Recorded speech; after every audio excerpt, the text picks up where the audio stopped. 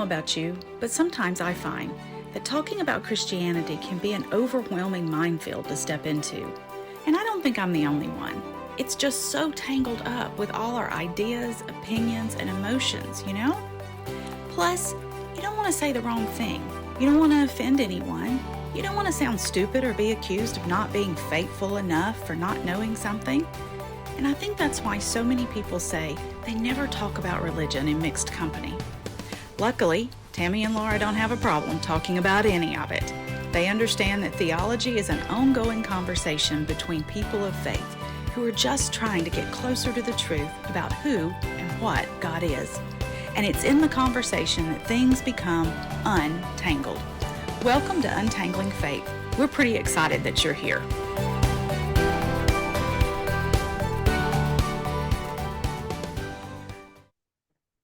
Okay, so welcome back to another episode of Untangling Faith podcast. Once again, you see a little bit of difference here. Laura, tell us what we're doing today. Well, I am helping my sister out a little bit this week with the kids in Atlanta. So I am working from Atlanta today, which means we can't get together in person, and thank God for Zoom. So we can continue on with our plans and our conversation, even if we're not sitting on couches together. Right. Yeah. And so one of the differences for us is that there's no way for us to not see ourselves. In our previous episodes this season, we've talked about setting up the camera so that we don't see ourselves on camera. But in order to record this so that we have it for you, there's no way for us to not see ourselves side by side. So that's a little bit different for us today as well. So this is our third topic in season 3. And our topic is the topic of abortion. So Laura, why don't you introduce us and take us into that?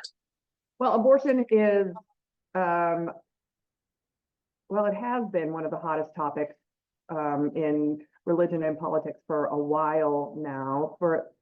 As long as I can remember, it's only gotten more and more and more hot since the Supreme Court overturned Roe v. Wade, and then all of the states started implementing their abortion laws and things like that, new abortion laws. It's definitely become something that is very much hotly debated, and I'm convinced that this is the topic that has gotten a lot of politicians elected because they've made certain promises about this one topic, and nobody is looking at any of the other issues or any of their other positions in regards to their other areas of life and living in the United States. It's that important to people that they will overlook a myriad of problems and sins if it means that they get to ban abortion. And the argument is, of course, they're saving the babies, they're saving children, and it's a noble cause. So I agree with you that I noticed that people, when you're having a discussion and you discuss any other topic and you're approaching how you feel about about any other political topic or about any candidate, someone will say, but abortion. And then it's like conversation over. Like, doesn't matter what their position is on anything else. If their position doesn't line up on abortion, then they're not willing to talk about any of those others. And it happens, in my experience, on both sides, both people who want pro-choice. And if a candidate is not pro-choice, they don't care what their other positions are. But especially on the other side of being pro-birth, is that if a candidate allows abortion at all, has any room in their ideology for that, they will not consider them no matter what else, no matter what other position they might hold. So we have a lot of people, especially Christians, that this is the single issue that they vote on. It is the only thing they're looking at a candidate for, is their position on abortion, and that's how they cast their vote. That's right. And so it's become a hot topic within Christian circles as well. And a lot of Christians are voting because their faith leads them to do that. And one way or the other, I know Christians that vote one way, I know Christians that vote the other way. And so this is a faith issue for them. It's a gospel issue in some cases for some people. And so it's it's a matter of life and death for everybody on both sides, no matter who you're Yes. talking to. It's an extremely important subject. My concern about this particular subject is that we're not actually talking about it. Like you said, conversation is over. The second you say, but their position on abortion, the conversation stops. And I think that's really dangerous. And it has, the fact that there has been zero conversation, zero listening, zero empathy on either side, has led us to a place where I'm afraid that human rights are being violated now, and lives are at stake again. Just not the babies this time. The women's lives are at stake, and so we have a lot to talk about, and we can't just turn it off. We can't just say, "Oh, I'm not talking about this because you're evil because you believe that." Well, it's also become a litmus test for Christians. Yeah. And so it's a hot topic, even when we step out of the political realm. If you are pro-choice, you are not Christian. And so there are those kinds of dividing lines, and people won't discuss it with one another. Like, nobody is saying, explain to me how you can be pro-choice and Christian, or explain to me why you absolutely must be pro-birth or pro-life in order to be Christian. Why do all these other things not matter as well? They're not having that conversation because the minute, and it's usually in my experience on the conservative side, the minute someone says that they are pro-choice, oh, you're not Christian, I'm not talking to you anymore. Like, Right. full stop. And I think that anytime the response is, I am not talking to you any further, this conversation is over, that is a bad sign. Because Jesus stayed in conversation with people over and over and over. The religious people keep coming back to him with new challenges, and he never says, I'm not discussing that with you anymore. I'm not done talking. I'm done talking to you. He never says that. It gets a little contentious, but he stays in the conversation, and he does it with the sinners as well. He stays in the conversation with them. And so I believe that the witness of scripture, I believe the role we can play, as we're trying to do with this podcast, is to get people thinking, to get people considering a perspective other than their own, and to build a bridge and hold conversations about how we can come to a variety of conclusions and still try to follow Christ. Well, and the thing is, and my thing about abortion is that this is not a cut and dry topic. There is no black and white in this issue. And I think that a lot of people would argue that it is a black and white issue. Again, pro-choice, pro-life, however you want to label yourself within this conversation. I don't think either of those labels actually represent me and where I fall on this conversation and on this topic, because there's so much give and take. There's so many ramifications and consequences that have to be weighed in every sector, and with every decision that is made with abortion, there is another consequence and another consideration that has to be discussed and made. You can't just say yes or no and expect everything to be okay. It's not. This is a very, very tangled, to use our language, the very tangled issue, tangled situation. And it isn't easy or clear for anybody. Now, I know that instantaneously conservatives, if they're listening, have just turned off because they're like, absolutely not. It's life. Babies, life is sacred. All life is sacred. And I agree. All life is sacred. Great. All life is sacred. Every person is created in the image of God. Right. And the breath we breathe is the breath of God, the breath of life that God gives us. All life is sacred. What we're talking about is when there are multiple lives involved. And with every pregnancy, there are at least 2 lives involved. At least 2. Every single pregnancy, there are at least 2 lives involved in that situation, and in that gestation period and everything like that. And so you can't choose one over the other. One is not more important than the other. And so we have to consider the needs of everybody in this situation when we're talking about abortion. So for me personally, I would go ahead and say that if I'm going to take a stand on whether or not abortion in and of itself as a form of birth control is ethical or unethical, I would say it's probably most often unethical based on my interpretation of right and wrong. Immanuel Kant, it was as a great philosopher and ethicist that says that if everyone can't do it, then no one can do it. You know what I mean? Like if every single woman on the planet had an abortion, where would that leave us? It would leave us without a population, without a population. It would leave us with no human beings left whatsoever, right? So obviously everyone can't have an abortion. Therefore, it's probably not ethical for people to have an abortion for birth control or whatever.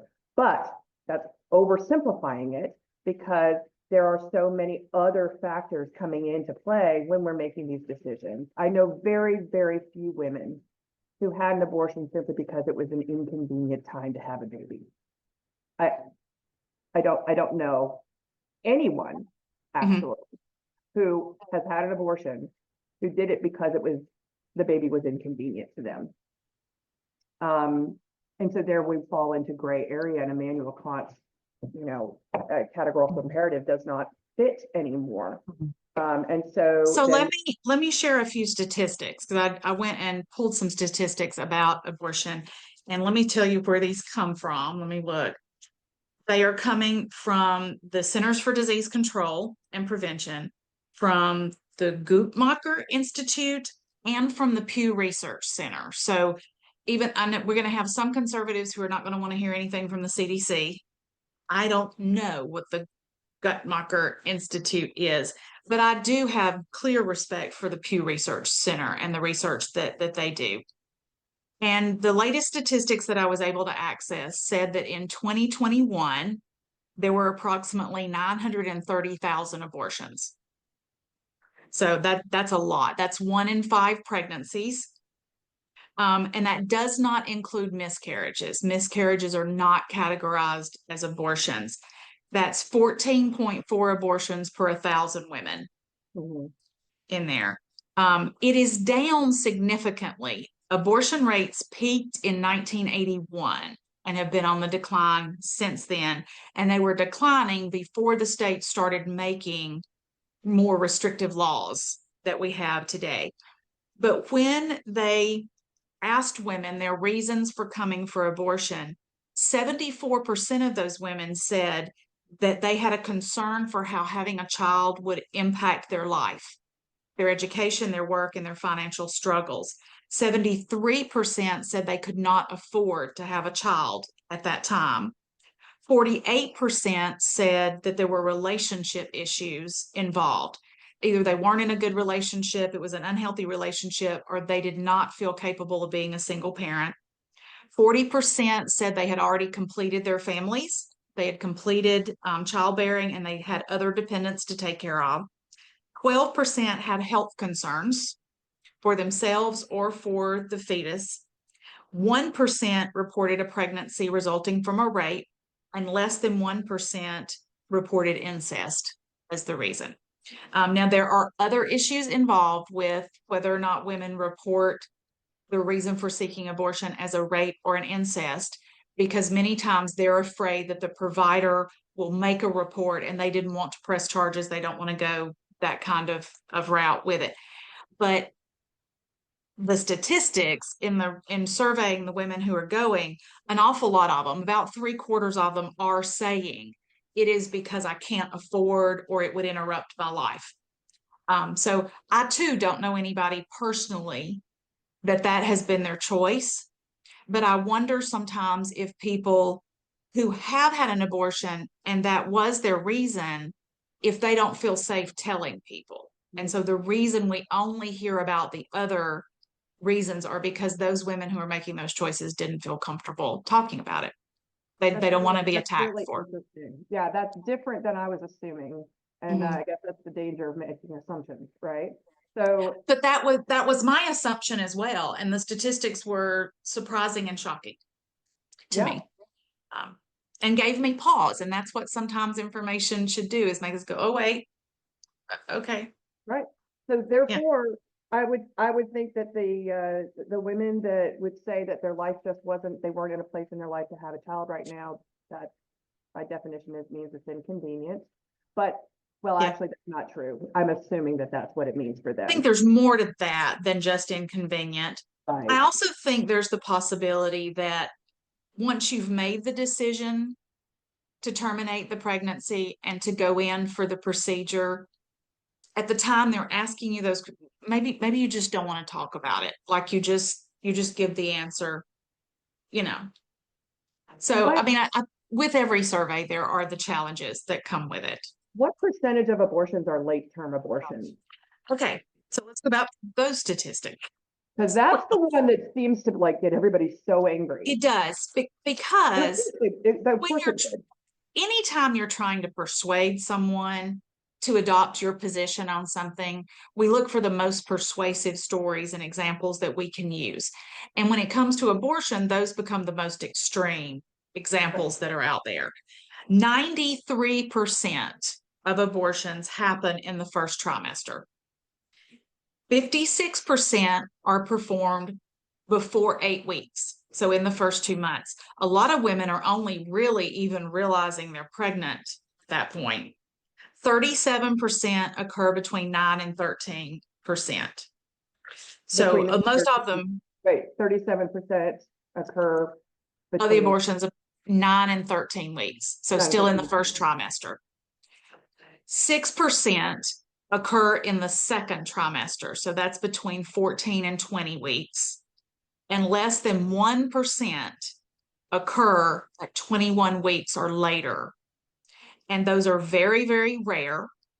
And they occur most often because of severe fetal abnormalities, because of serious maternal health risks, and because of, yeah, that goes in it. Those are the two reasons. That the next one is the next bullet point. But the things like fetal Notice abnormalities are like the late, ancephaly and non-viable conditions, and serious maternal health is like preeclampsia and like basically the life of the mother. right. And so in those two cases, from what it sounds like, every late term abortion can't be helped. It there, Mm. the doctors and or the parents didn't feel like there was a choice. It's not like people are actively going, kill my baby. I remember hearing stories about Planned Parenthood doing abortions where the baby is being born healthy and live, and the nurse goes in and turns the baby so it comes out feet first, and then just before the head comes out of the birth canal, they stick something into the skull and scramble the brain and kill the baby. That's horrifying. Yes. Yeah. It does not sound like, based on those statistics, that that's what's happening. According to the statistics, it is not. Okay. It is I not. mean, that's That horrifying. those late term, and I can't say for certain, but it does not appear that worst case scenario, that horrifying situation is what is happening.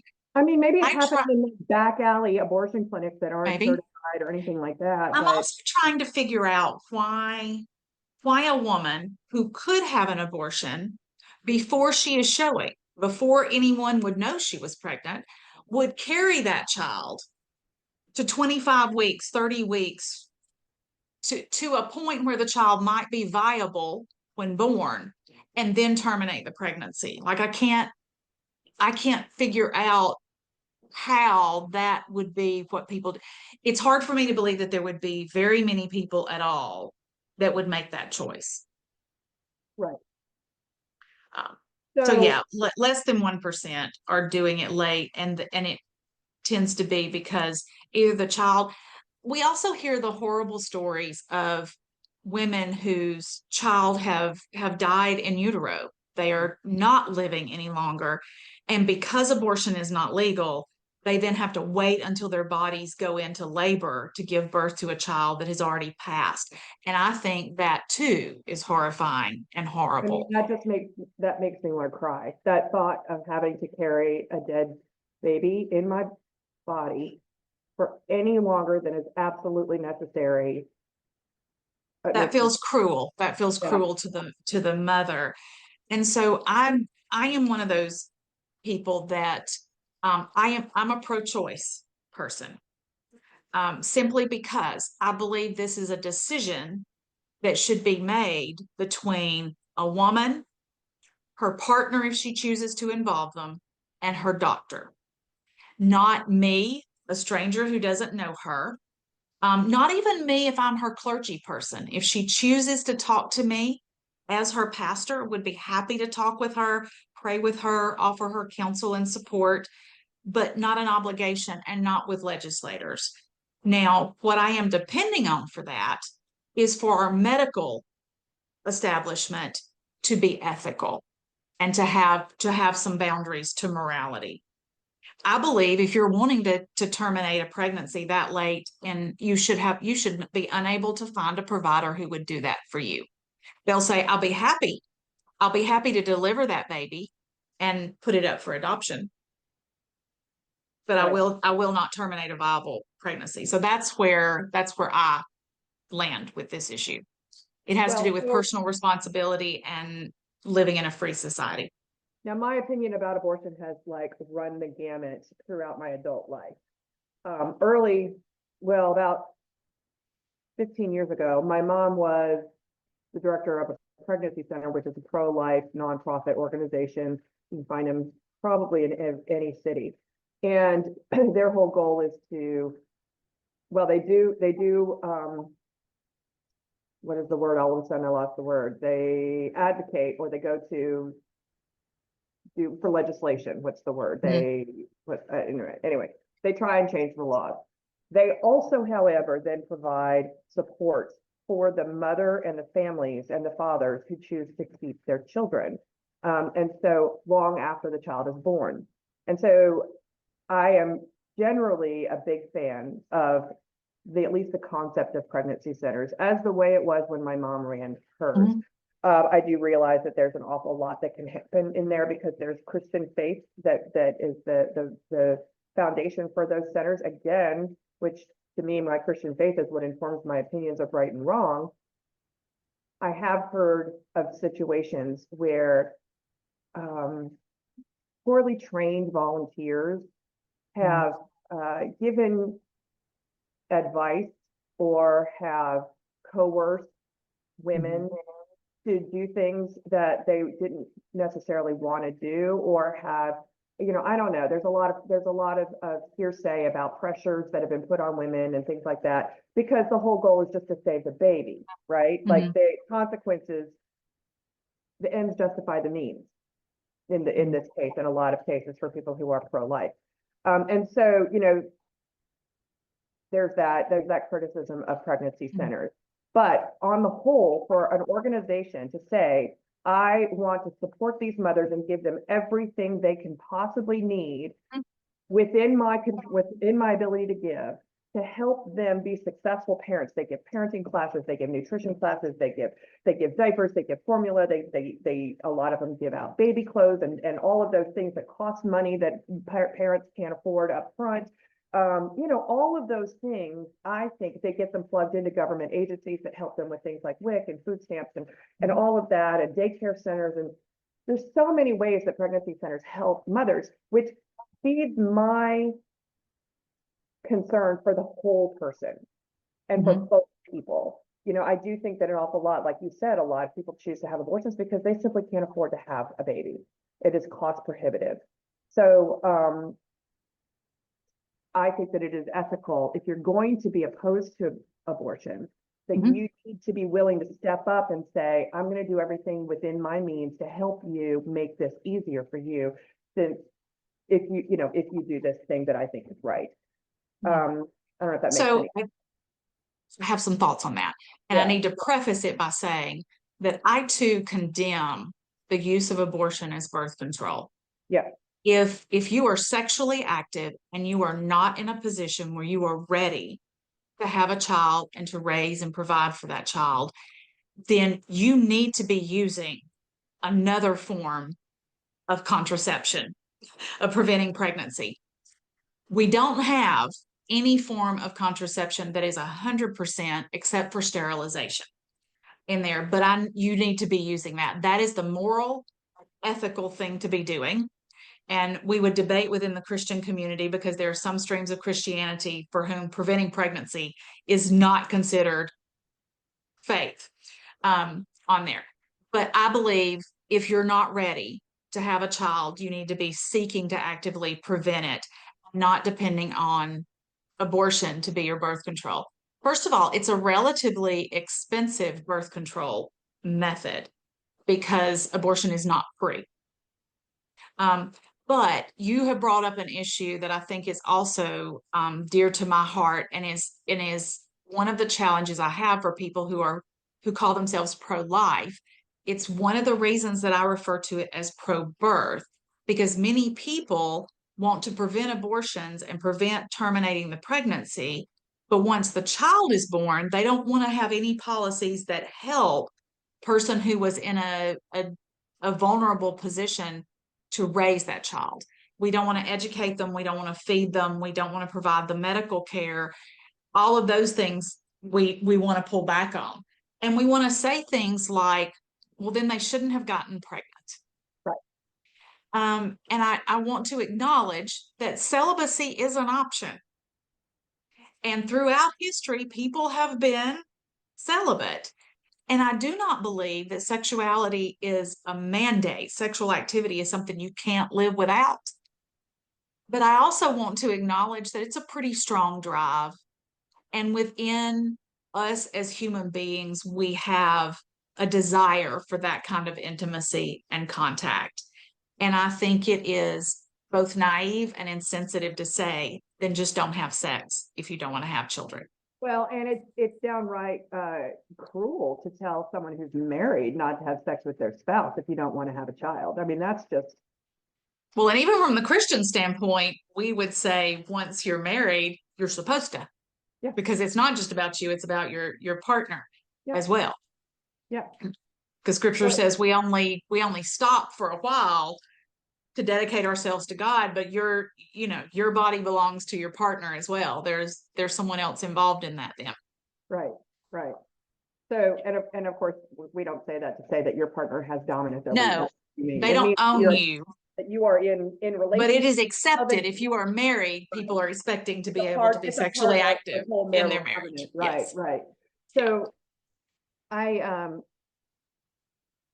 this is such a tangled thing, and I can already tell just the way we're talking about it. It's like all over the place because there are so many things, which just already proves the point that this is not a black and white issue.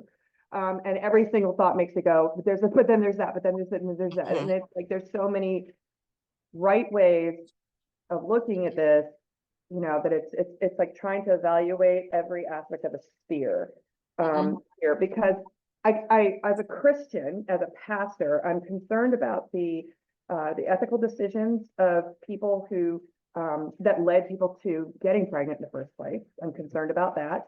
Not from a judgmental perspective, but from a consequential perspective. Yes. There are consequences to our actions. And, I do know that in the conservative versus liberal conversation, we have a tendency to shy away from the conversation altogether. Either liberals are just like, well, I'm not going to talk about abstinence because that's just ridiculous. And conservatives, and I'm just generalizing here. Conservatives will say, I'm not going to talk about sex because it's wrong. So no sex or all the sex. There's more conversation to be had there, and there's more necessary ways of thinking about the sanctity and the beauty of a sexual relationship with your lifelong partner and the person you're committed to versus just out there having fun and whatever. So that's a whole other conversation. But those are the decisions that we make leading up to getting pregnant. And then once we're pregnant, now we're having to make some life or death decisions. So, I would love it if Christians would get better at talking about the before the pregnancy stuff. Yes. In a way that is loving and compassionate, that is non-shaming, that is talks about how beautiful the human body is, rather than showing kids a bunch of pictures of diseased body parts and selling them with fear tactics. Although I do think that it would be a pretty solid birth control tactic to make teenagers take care of infants all the time. especially colicky infants. I mean, I think any girl would be like, don't touch me if she had to take care of a colicky infant all the time. But that's just a joke. So I don't know. It's like those are the conversations that I think would be better had on the forefront before we even get to that point. Well, Um, and it makes us acknowledge that life is not, by and large, black and white. Life is messy and complicated. yeah, It's very easy to make a rule and to stand on it, but if we look at scripture and we look at the witness of the Bible, there are rules like the Ten Commandments. We even go back to the garden. One rule, don't eat that fruit. How good are we at following a rule? Because life's messier. yeah, We get tempted, we get weak, we get talked into it by somebody else, we get influenced. Then we come along to having larger rules, and we see that immediately Moses starts making provision for the Hebrew people when they are not able to live all the way up to the rule.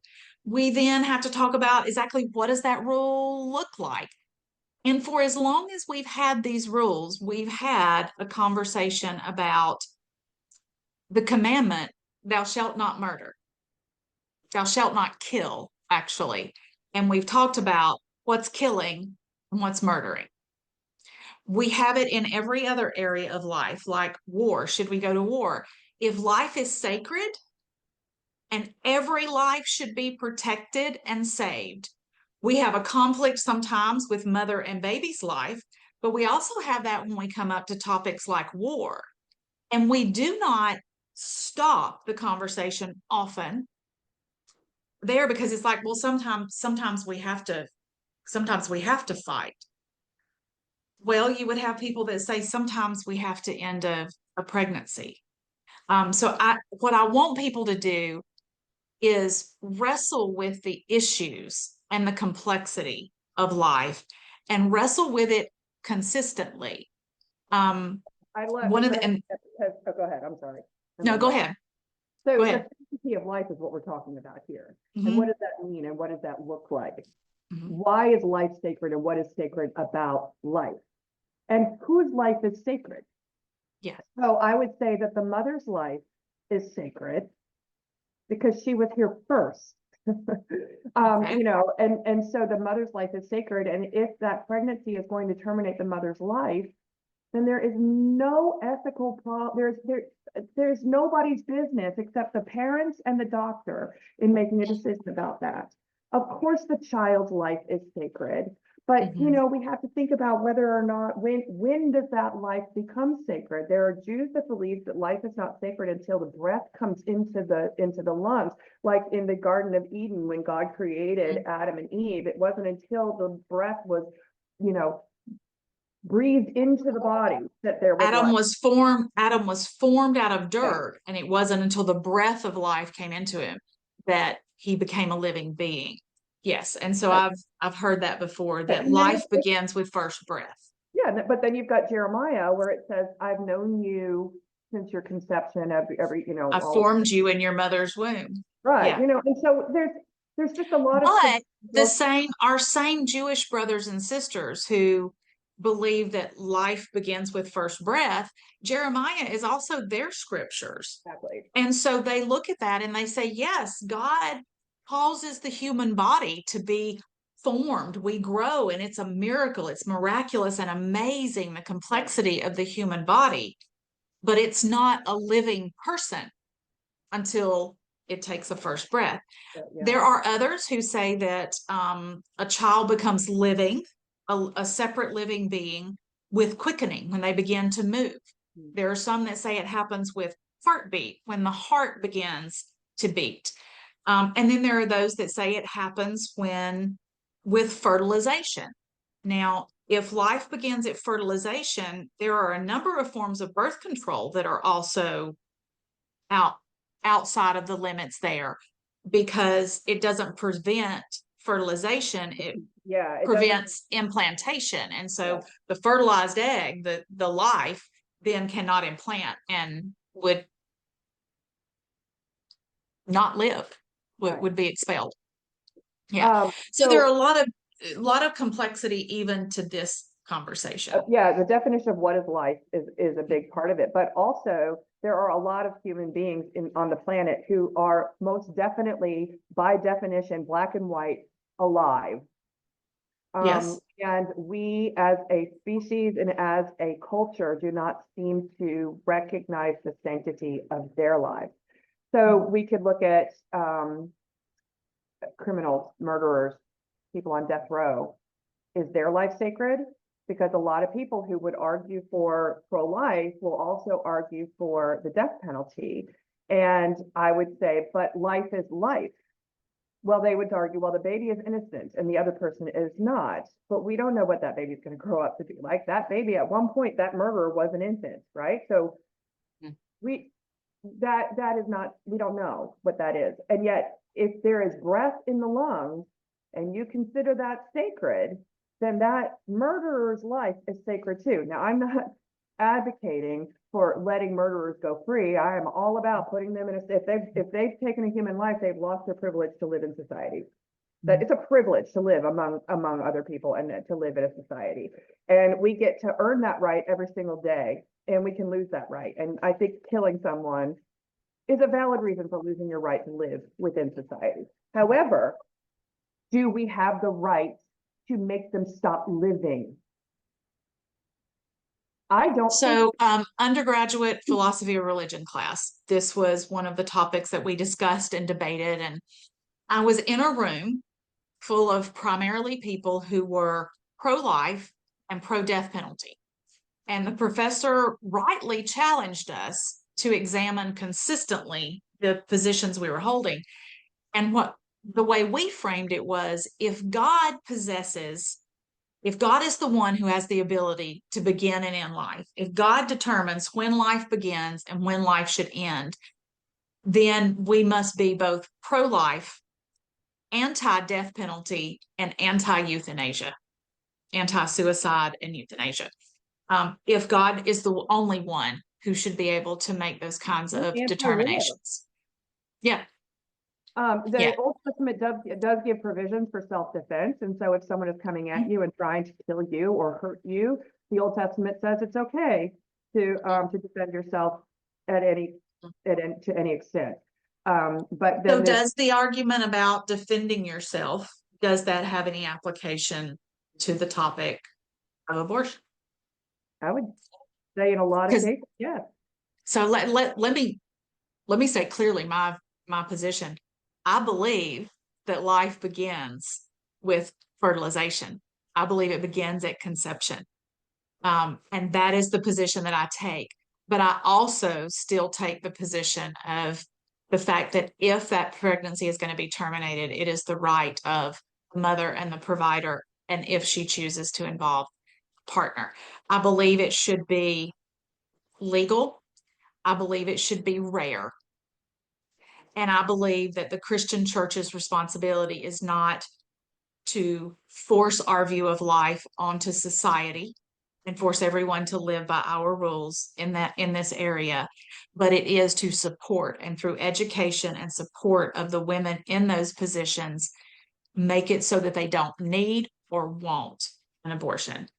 Well, and then that's yeah, I agree with you. That's where I am too. And so the looking at supporting the woman, which life is sacred, then what happens to the baby once it's born?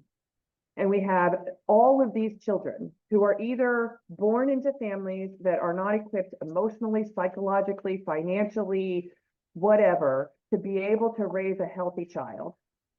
And what do we do for and with those children? Do we care about those children?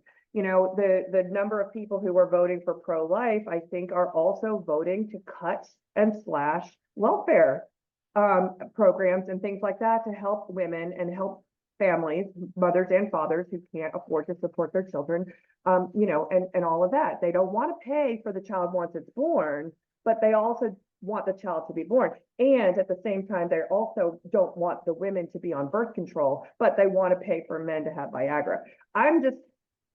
There's a problem with the way we talk about all of this. It doesn't make any sense. There's zero logic in how we talk about all of this. And so I personally think, and actually it's not just what I think, I'm pretty sure, and I don't have the statistics in front of me, I need to look that up. But last time I looked it up, I saw that when you get to states that have very, very liberal abortion rules, those are also the states that have a tendency to also provide an awful lot of support and care on a government level for the mother and the child and the family. Mm-hmm. Those states with a wide open road to abortion have fewer abortions than the states that have the narrower road to abortion. Which is a really interesting statistic to me. Yeah. And I think there are some reasons for that. Mm-hmm. Yeah. We would think the opposite would be true if people are just dying to use this as birth control. Then it would stand to reason that the states that make it the most available would have the most of them, because people would choose to use it as birth control. But actually, the statistics show the opposite, that the more restrictive abortion laws are, the more abortions tend to happen.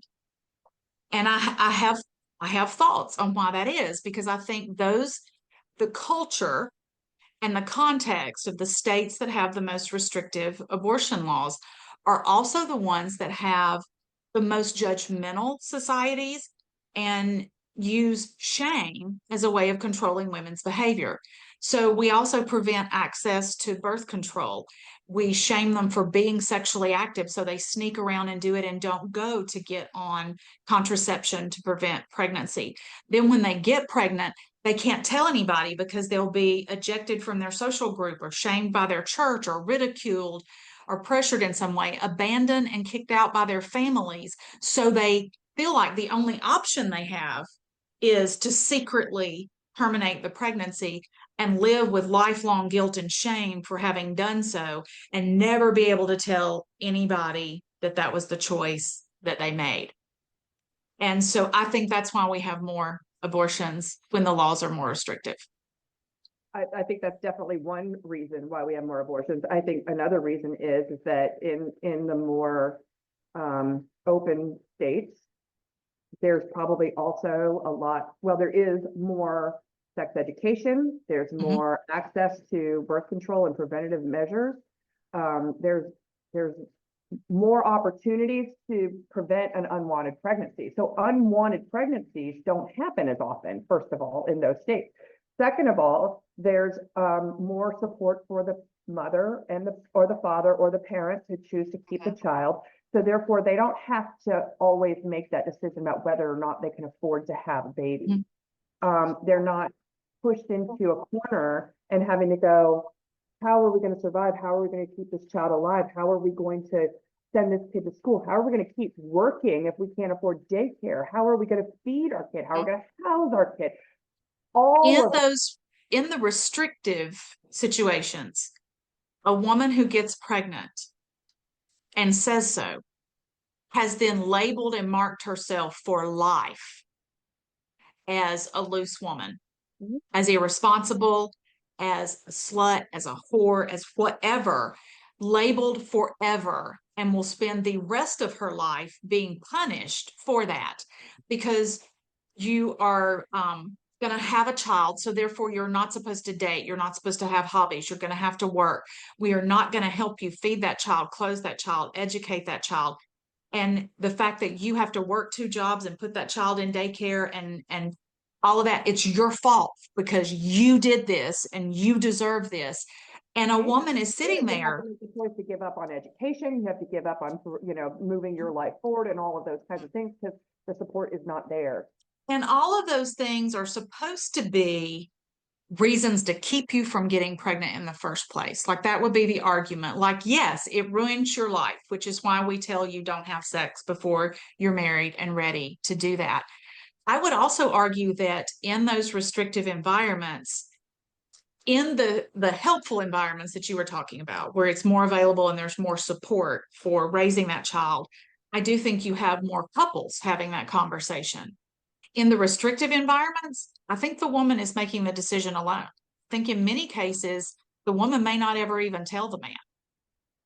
And if she tells the man that she is pregnant, She may be pressured to have that abortion because he doesn't want all of that shame and ridicule and labeling that comes with it. And then he will most likely turn around and end that relationship because she is a woman who killed his child. So a woman in a restrictive environment gets really, really, really caught. And then we judge her harshly. It's one of the reasons that I am a fan of my particular denomination's position on this. We are not a fan of abortion. And I print it. Let me find our statement. Okay. Our current position acknowledges that abortion is a complex moral issue. We discourage abortion as a means of birth control, but the church supports a woman's right to make decisions based on medical, personal, or spiritual discernment.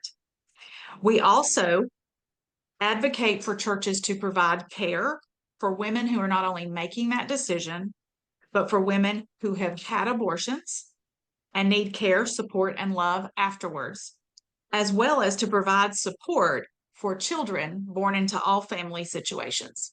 So I like that we're acknowledging the complexity and wanting to support whatever that situation might be. I don't know. Our denomination is non-creedal and